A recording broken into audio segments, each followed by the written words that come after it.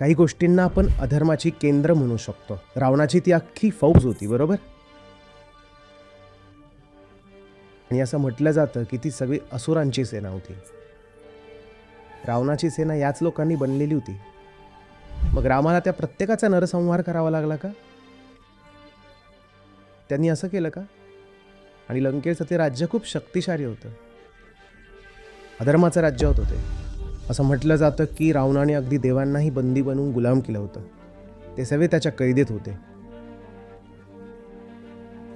म्हणजे आजच्या अमेरिकेपेक्षाही जास्त सामर्थ्यवान रावणाचं राज्य इतकं शक्तिशाली होतं.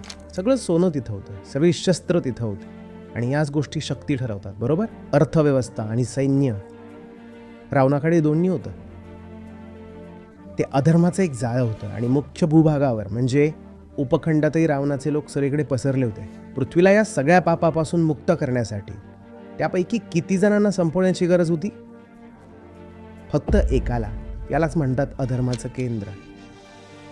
प्रत्येकजण काही वाईट नसतो जर मोजकी माणसं या पृथ्वीचं नरकात रूपांतर करू शकतात. तर मग काही मोजकी माणसं या पृथ्वीला पुन्हा जीवन, आनंद, प्रेम आणि सौंदर्याने का जागू शकत नाही? हे का शक्य नाहीये? मी तुम्हाला विचारतोय. तरुण असूनही हे नैराश्य कशासाठी?